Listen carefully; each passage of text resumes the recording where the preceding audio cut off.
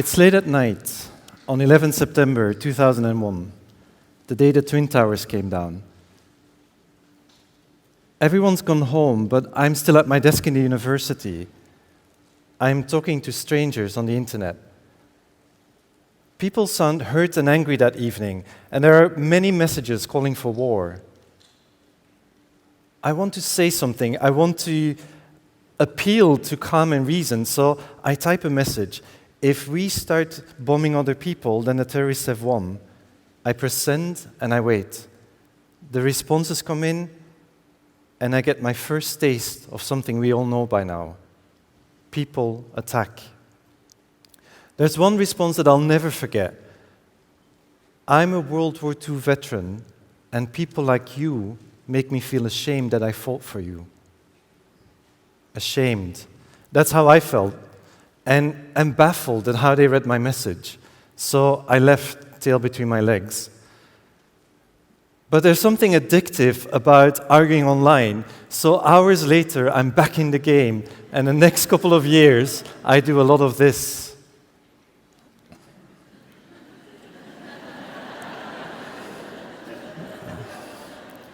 Someone is wrong on the internet. So at first, I do this as a citizen, taking part in the political debates of the time. But while this is going on, I'm also becoming a neuroscientist. And gradually, I start looking at these online debates through the lens of what I know about brains. 18 years on, I work on the science of how we become entrenched in our views and how that leads to polarization, the deep disagreements in society about very important issues like these ones.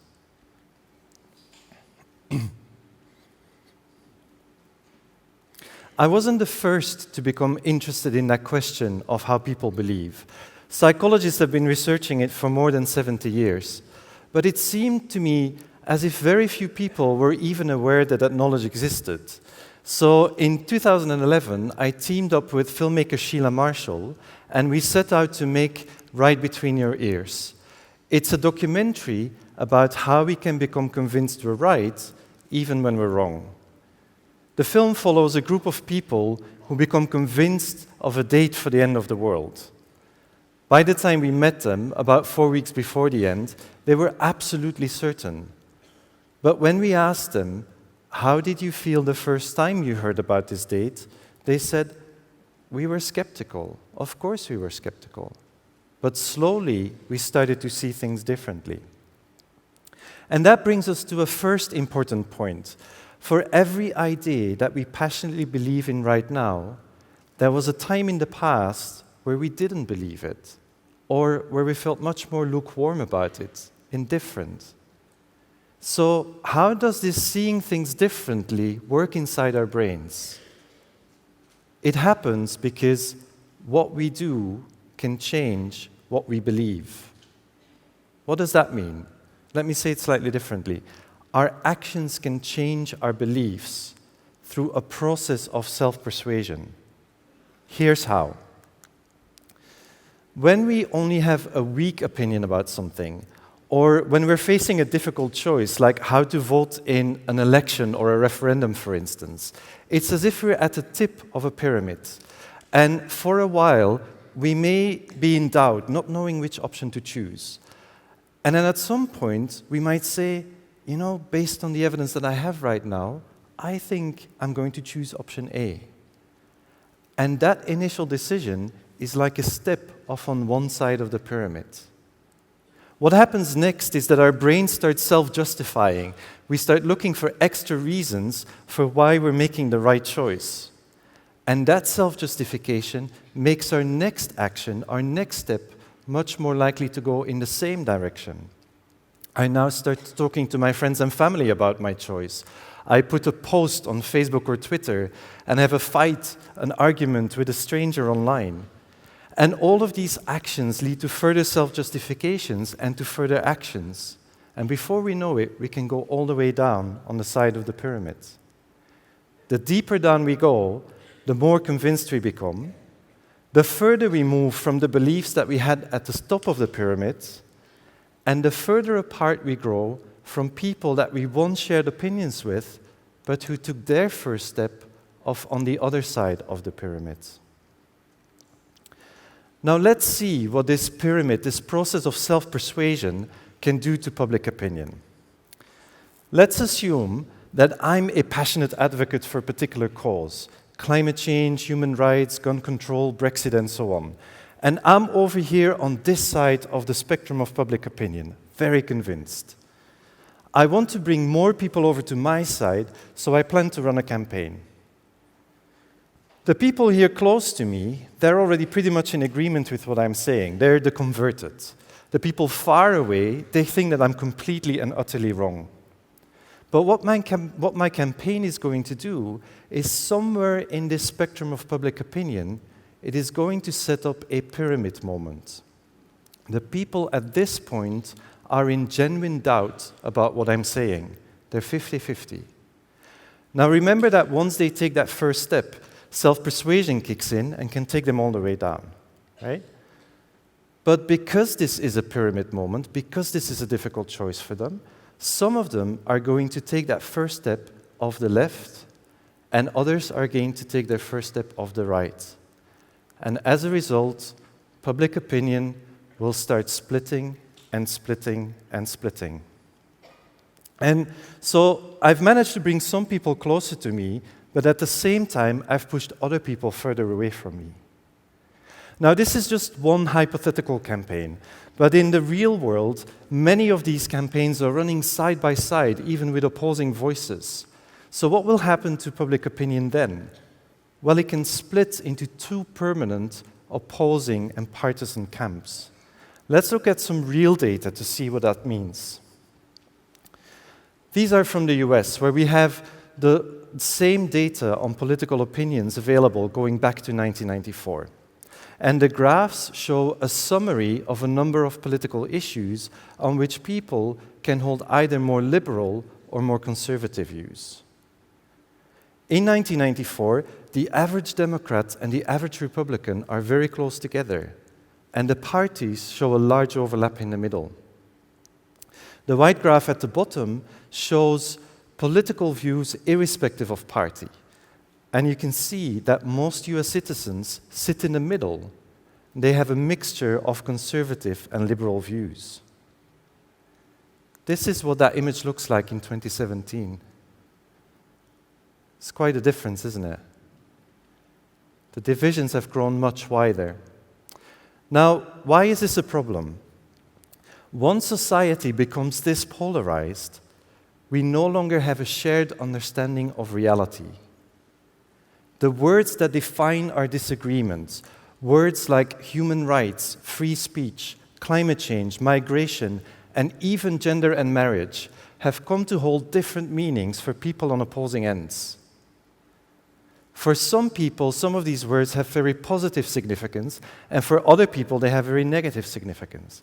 And that means we can no longer talk to each other without making each other angry. Perhaps you're thinking, but there's only one right interpretation of all of these words, and all the other meanings are clearly wrong. But that shows the challenge of what we're up against, because out there in the real world, all of these different meanings do exist, and just calling them wrong will do nothing to resolve the polarization. But what about evidence? Clearly, our views are backed up by solid evidence, so why are other people not convinced by that? It's because with our justifying and polarizing brains, we can no longer agree on what is evidence and what isn't. We've recently tested this with the Justice Syndicate. It's part theater play, part psychology experiment that I created together with theater company Fanchan. A group of people come together in a room, and on electronic tablets, they get to review evidence of a court case. The further they get into the piece, the more time there is for group discussion.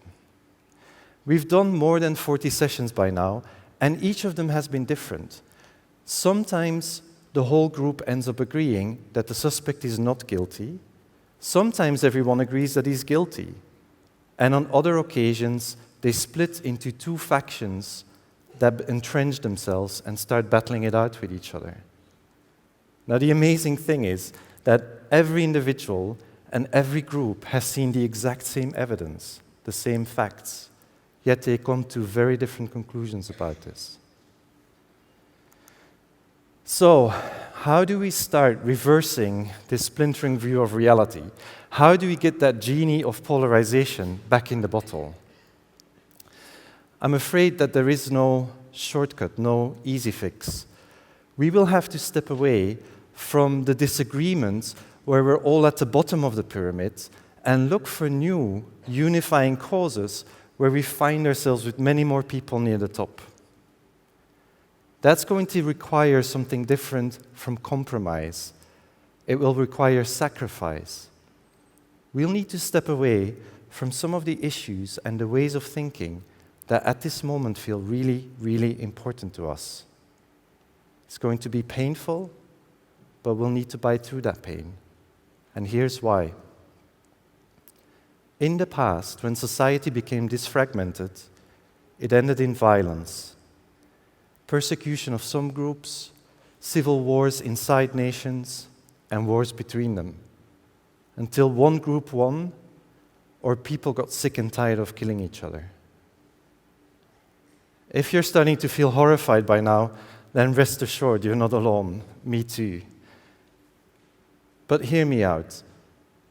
We've never been in a better position to break with the violent solutions from the past, because at this point in history, we know more about ourselves than we've ever done before. So let's end with this message of hope, something psychologist Carol Tavris said in Right Between Your Ears. The greatest problem we have is not from bad people who do bad things. It's from good people who justify the bad things they do to preserve the belief that they're good people. Once we can recognize it in ourselves, we can take steps to break out of it. Now, why is this a message of hope?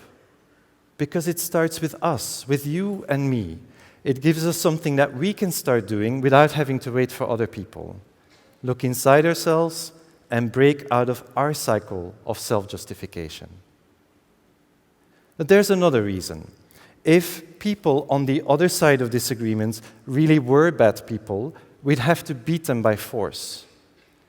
But if they are essentially, like us, good people who justify the things they do, then we can engage with them differently.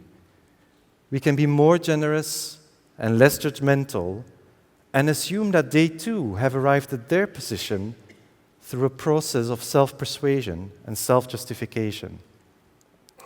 That's not magically going to make all of our disagreements disappear, but it will make for less angry and more fruitful interactions. And that's a good place to start.